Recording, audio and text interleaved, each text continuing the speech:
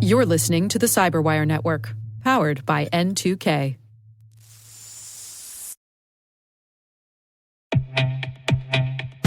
Our sponsor, Collide, has some big news. If you're an Okta user, they can get your entire fleet up to 100% compliance. How? If a device isn't compliant, the user can't log into your cloud apps until they fix the problem. It's that simple. Without Collide, IT struggles to solve basic problems, like ensuring everyone's OS and browser are up to date. Unsecure devices log into your company's apps with no problems because there's nothing there to stop them. But Collide works seamlessly with Okta to enforce compliance as part of authentication and complete the Zero Trust security puzzle.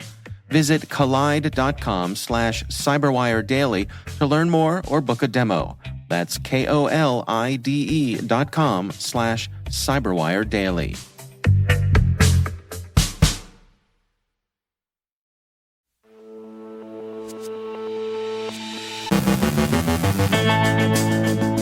A new PowerShell remote access tool targets a U.S. defense contractor. Current Russian cyber operations against Ukraine are honing in on espionage. CISA and its partners have released a joint guide to securing remote access software. A bug has been reported in Visual Studio's UI. Awais Rashid from University of Bristol discusses privacy in health apps. Our guest is Jim Lippie of SaaS Alerts with insights on software as a service application security. And what are the disconnects between cybersecurity and the legal profession?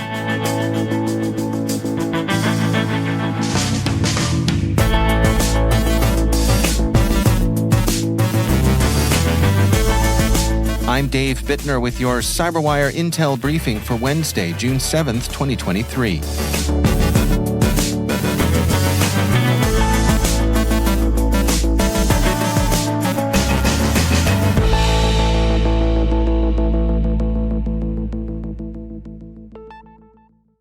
PowerDrop is a new malicious PowerShell script discovered by researchers at Adlumin to have infected machines at an unspecified U.S. Aerospace defense contractor. The malware uses a combination of Windows PowerShell script and Windows management instrumentation to create a new remote access Trojan. The researchers write that what separates this malware from others is the fact that it is novel. That is, other code like this hasn't been witnessed before. The researchers say that it straddles the line between a basic off-the-shelf threat and the advanced tactics used by advanced persistent threat groups. Though attribution remains inconclusive, Adlumin assesses that based on the target and living off the land tactics, it's likely that the threat actors are operating on behalf of a nation-state. Currently, it's unknown whether this incident is part of a larger campaign targeting multiple organizations. CERT-UA warned Monday of a Russian cyber campaign that prospects government and media targets for the purpose of data collection. It uses Lone Page malware, a PowerShell script, to stage information stealers and keyloggers in its targets. The campaign, which has been active in the second half of last year, is consistent with recent Russian cyber operations in that its goal is espionage as opposed to either influence or sabotage. CISA, the FBI, the MSISAC, and the Israel National Cyber Directorate have released a joint guide to securing remote access software. The guide centers around detecting and preventing the use of legitimate remote access software and common exploits that could be used against an organization. One of the particular concerns about this software is that it is used in normal IT tasks. This allows the remote access tools to be exploited by threat actors who typically remain undetected by antivirus tools or by endpoint detection and response defenses. Abusing remote access software doesn't require a threat actor to create a new capability. CISA explains in the guide that remote access software solves the issue of creating and utilizing custom malware for malicious actors, and that the way remote access products are legitimately used by network administrators is similar to how malicious rats are used by threat actors. The guide recommends, among other things, that organizations create a baseline of their normal activity and begin monitoring for unusual spikes indicative of a compromise.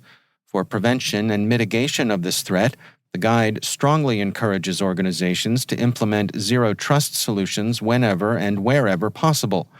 Adding safeguards that prevent users from accessing a large number of machines in a short amount of time can also mitigate risk.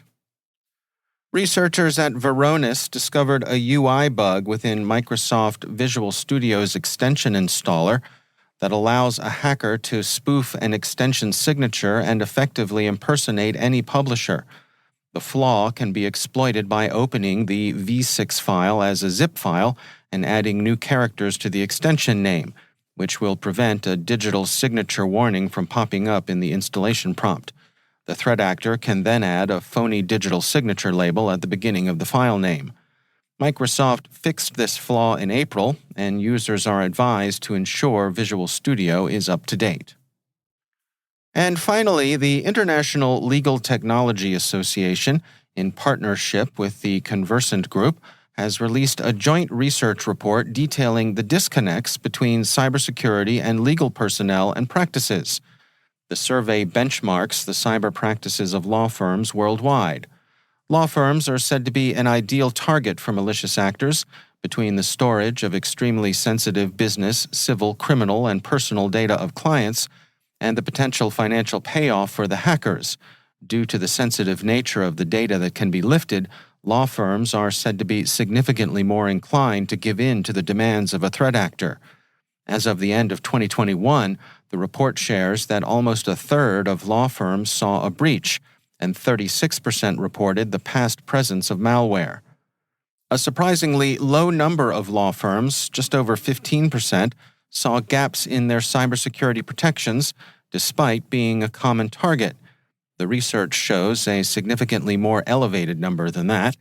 About 3/4 of those surveyed also believe they had a leg up on others in their industry in terms of cyber protections, though the researchers have found this to be unlikely. 65% of respondents also note the presence of lateral movement defenses, though the researchers have found the presence of only 2 offerings in the market that include those capabilities, meaning that the understanding by the firms of what true lateral movement defenses are may be murky at best. So, counselors, there may be some overconfidence here. Beef up your cyber protections, or you may find yourself embroiled in legal battles on your own time.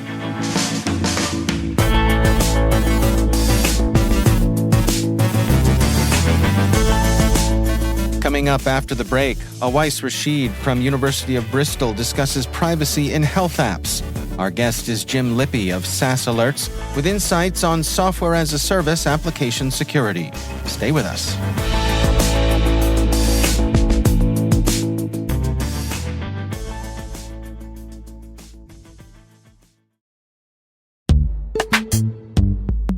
And now, a word from our sponsor, SpyCloud, the cybercrime analytics leader. SpyCloud disrupts cybercrime by telling you what criminals know about your business and your customers, so you can take action to prevent ransomware, account takeover, and online fraud. SpyCloud constantly recaptures and analyzes new data from the criminal underground, including credentials, cookies, and PII siphoned from malware-infected devices. With knowledge of the specific data criminals have in hand from InfoStealer malware on managed and unmanaged devices, security teams can respond with a more efficient and effective process called post-infection remediation. Get SpyCloud's post-infection remediation guide outlining the 7 steps for preventing a malware infection from becoming a full-blown ransomware incident. Visit spycloud.com/cyberwire. That's spycloud.com/cyberwire. And we thank SpyCloud for sponsoring our show.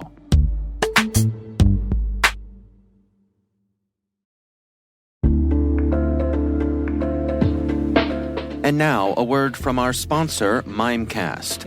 You're wondering if you need more email and collaboration security. Because, as it turns out, just protecting your workspace with M365 isn't good enough. You just watched your entire company grind to a screeching halt, all because someone opened a phishing email. Next time, don't rely on one-size-fits-all security. Protect your inbox with Mimecast and diversify your security stack. For a free trial, go to mimecast.com and keep your business from, falling apart.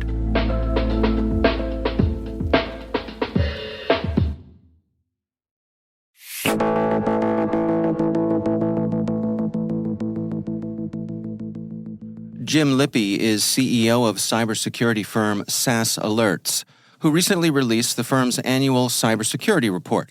The research specifically looks at attack attempts on small businesses throughout the year.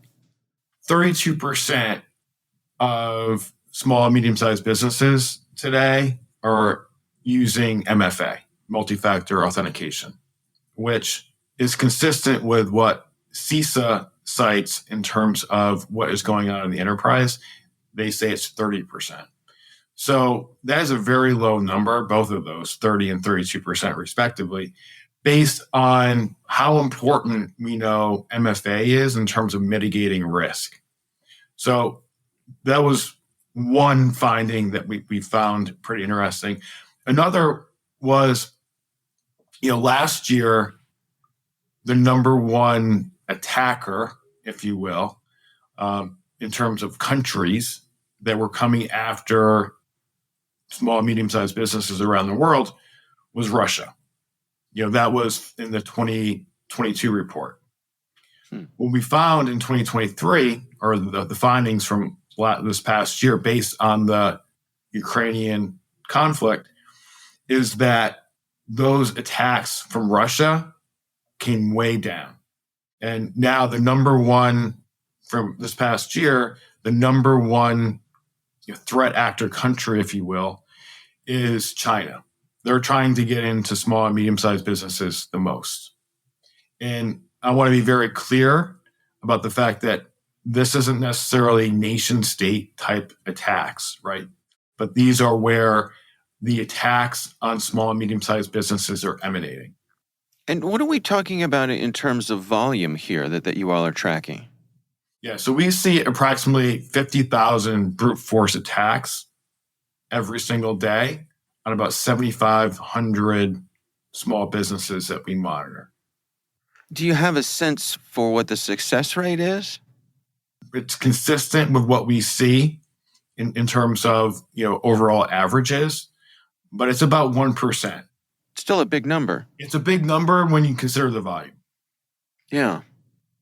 I know another thing that you all track in the report here is phishing attacks. What are you all seeing there? They're definitely on the rise. Phishing attacks, social engineering, there's so much information out there right now on the net that it's really easy at this point for threat actors to gain information that's publicly available and then use that information in phishing campaigns and social engineering campaigns to trick unsuspecting end users into sharing information they should not be sharing. And then obviously leveraging that to gain access to credentials and then down the line into the environments, and then they move laterally from there. We've seen significant uptick in successful attacks recently, even in the last few months since we released the report from last year's findings. Well, based on the information that you all have gathered here, what are your recommendations then for organizations to best protect themselves? Number one, everyone should be using MFA. Number two, you should be monitoring all of these SaaS applications on an ongoing basis for unusual behavior. We're in a needle in a haystack game here. 98% of all of the security events that these applications throw off every single day are completely harmless. It's the 2% that we need to worry about, and they can be difficult to find. For instance, one of our partners in the Midwest recently uncovered a Chinese spy ring. It was internal to a company. They never would have known that this was going on if they were not monitoring the user behavior associated with Office 365. This employee was sharing very sensitive information out of OneDrive and SharePoint, sent to 2 specific IP addresses in China. Once it was downloaded on the other side, it was deleted to essentially destroy the evidence. What they didn't realize was that our software actually captures that activity. And that case has been handed over to the authorities. But that is something that if you're not monitoring for it, if you're not looking for it, you're never going to know it. So being more vigilant and monitoring that level of activity is really, really important on an ongoing basis. Making sure that these applications are configured to best practice initially, and then again, monitoring those changes on a go-forward basis. Really, really important. And then just overall, just being more vigilant in general. There's a lot of best practices that people generally don't follow. Instead of a password, have a passphrase. Use password managers. There's a number of best practices from a general perspective people should be following to mitigate their risk. That's Jim Lippie from SaaS Alerts.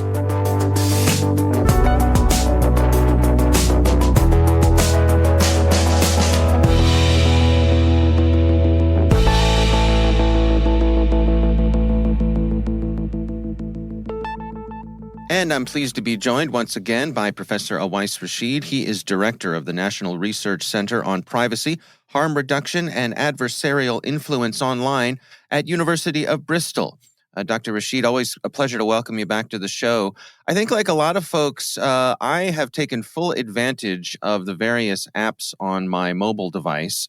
And you wanted to address today some of those health apps and some of the privacy concerns that you and your colleagues have been looking into. What can you share with us today? So the app market has, of course, exploded for a while now, but even more so, especially, I would expect, in some part due to the pandemic, for sure. Personal health is very much on everyone's mind.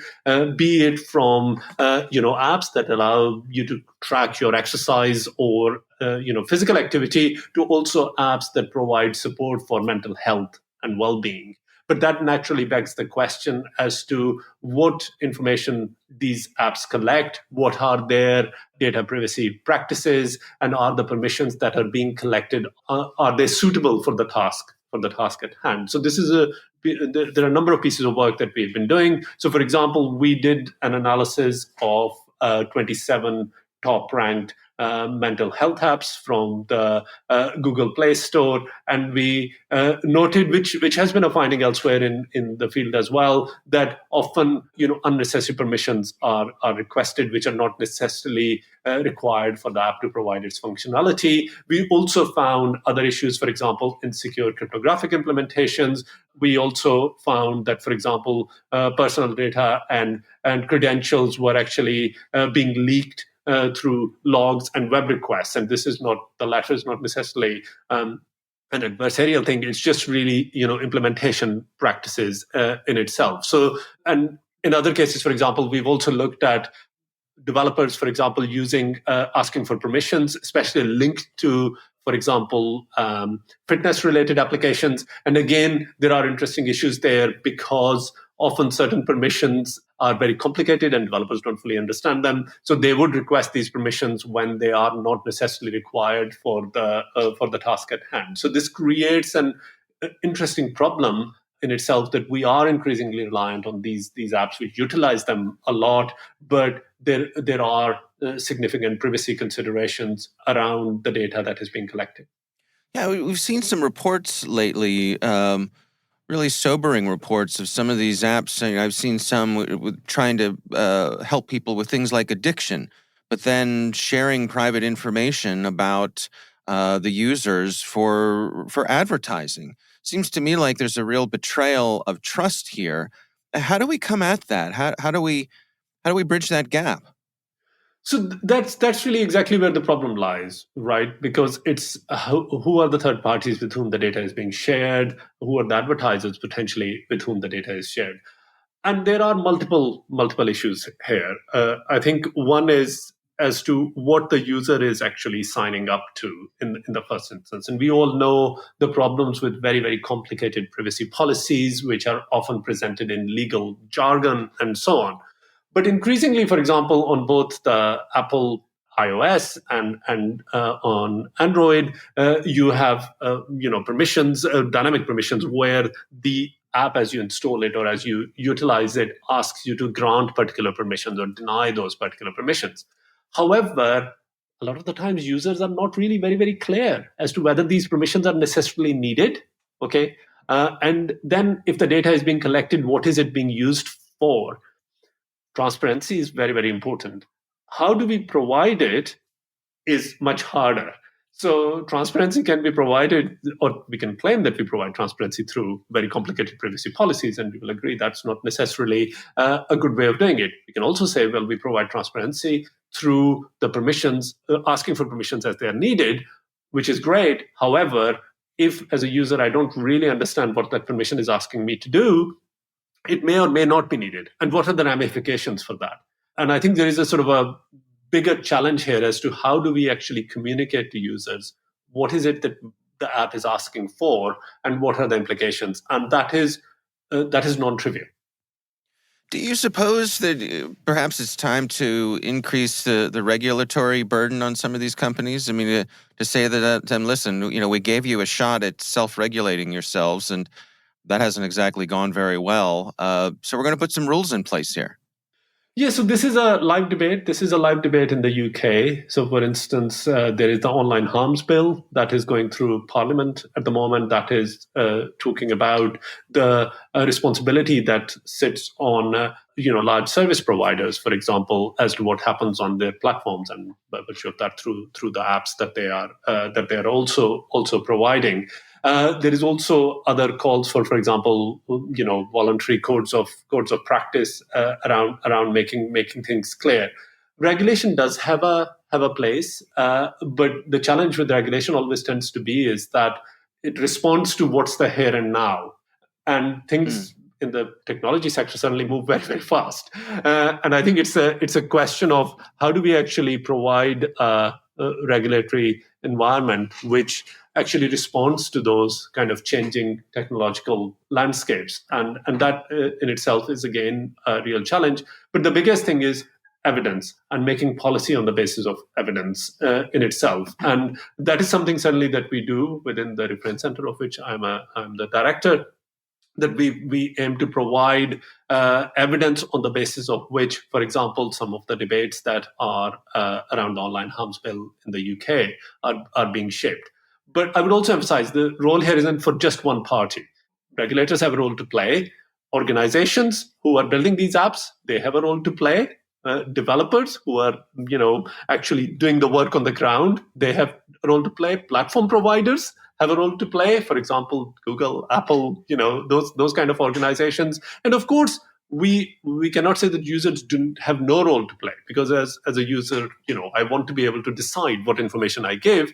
But at the moment, that balance isn't there, in the sense that a lot of the times users feel that they either have to give all the permissions, or they don't really know and they're unsure and they give all the permissions, or they often have this feeling of helplessness. They go, well, I have to because I want to use the service, for example, or use the app.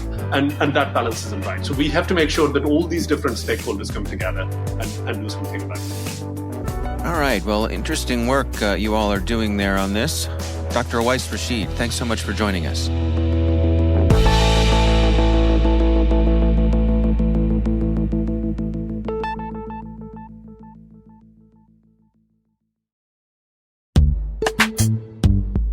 Struggling to secure on-prem apps with modern identity? Don't worry, you're not alone. Join industry leaders from Fortune 500 organizations to secure your apps on any cloud with any IDP, regardless of your environment's complexity. Meet Strata's identity orchestration platform, Mavericks.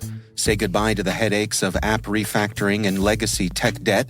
With identity orchestration, you can modernize legacy apps to use MFA or passwordless authentication in a few weeks, migrate from one IDP to another, and so much more without changing the app. No matter your IAM use case, Strata extends the value of your current identity investments. And the best part? You can try it for free today. Visit strata.io/cyberwire to share your biggest identity challenge, and they'll hook you up with a complimentary pair of AirPods Pro. Don't miss out. Visit strata.io/cyberwire. That's strata.io/cyberwire.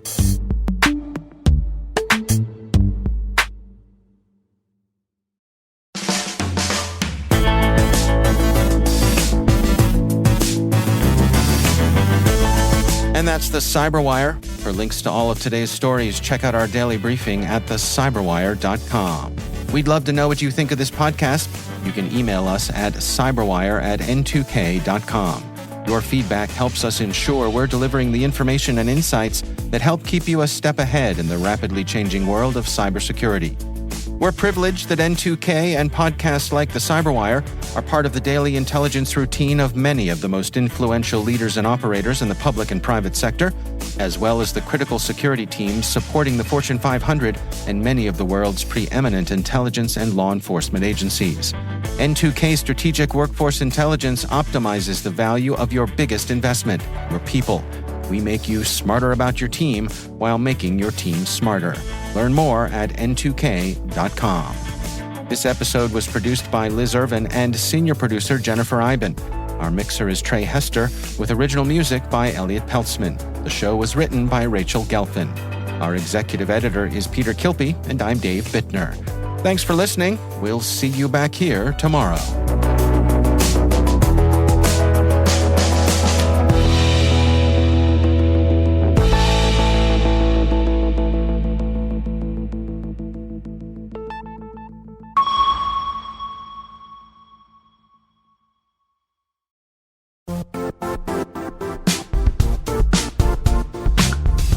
Expel knows security isn't a checkbox. It should empower your business to minimize risk, identify and address threats, and grow. What's Expel's secret? It's technology and people working together to make security easy to understand, use, and continuously improve. Powered by their security operations platform, Expel offers managed detection and response, vulnerability prioritization, phishing, and threat hunting. It's security that makes sense. Learn more about Expel, hear what customers say about the visibility and fast outcomes they get, or request a free trial at expel.com/cyberwire.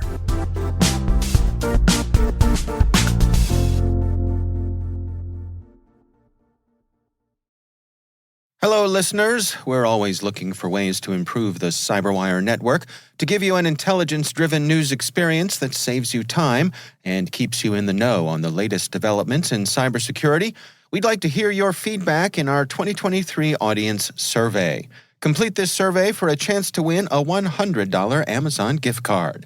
Visit thecyberwire.com/survey. That's thecyberwire.com/survey and share your feedback. Thanks.